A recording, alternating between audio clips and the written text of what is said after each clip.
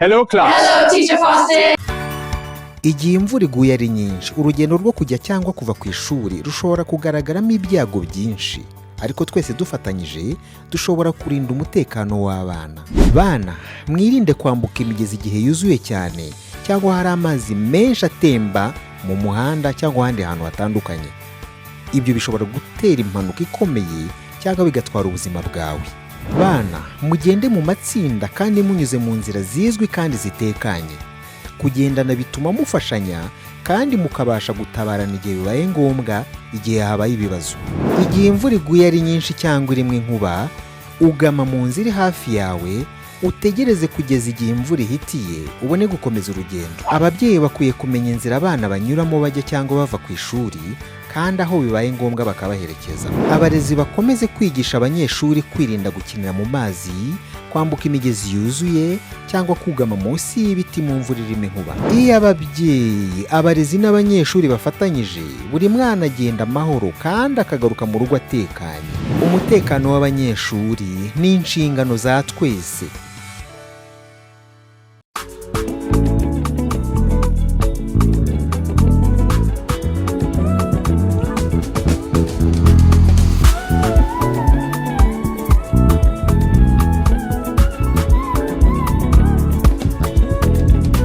Ibyiza byose dufite none muri uru Rwanda turabikesha abarezi. Amasomo yo muyatanze neza, indangagaciro mukazitoza neza, muba mufashije Imana kurema nayo izabitura ibyiza mwakoreye abana b'u Rwanda mukiriho. Imana izabagurira imbago mukiriho, abana banyiza bahumugisha mukiriho, izabarinda indwara z'ibyorezo muzasaza igihe cyo gusaza kigeze. Imana izabagurira imbago mukiriho, abana banyiza bahumugisha mukiriho, izabarinda indwara z'ibyorezo muzasaza igihe cyo gusaza kigeze. Amashina yanyu barezi beza, impundu n'izanyu barezi beza, murabo gushimwa bihambaye. Imana izabitura ibyiza mwakoreye abana b'u Rwanda mukiriho.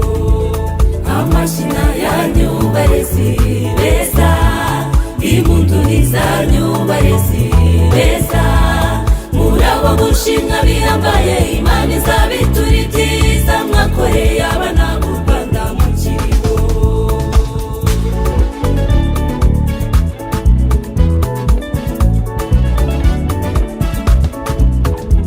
Bariya baganga bose mubona mwarimu niwe watumye babigeraho. Abashoferi bose mubona mwarimu niwe watumye babigeraho. Abacuruzi bose mubona mwarimu niwe watumye babigeraho. Mwarimu mwiza w'umuco n'ubupfura bikurange, bitume bya bibondo bigenda bikwigiraho. Iyi si uzayiveho ukiri umugabo, kuko umugabo nyamugabo nusohoza ubutumwa.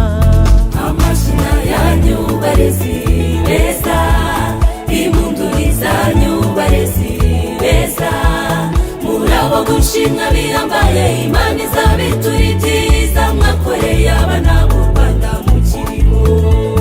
Amashina yanyu barezi beza, impundu n'izanyu barezi beza, murabo gushimwa bihambaye. Imana izabitura ibyiza mwakoreye abana b'u Rwanda mukiriho.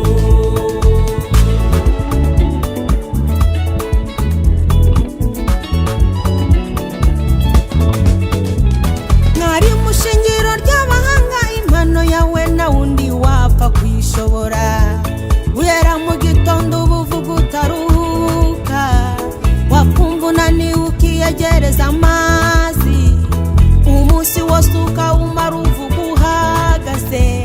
Mwarimu soko ivo mwaho ubumenyi, uri uwo kubahwa kandi gahore ku isonga. Amashina yanyu barezi beza, impundu n'izanyu barezi beza, murabo gushimwa bihambaye. Imana izabitura ibyiza mwakoreye abana b'u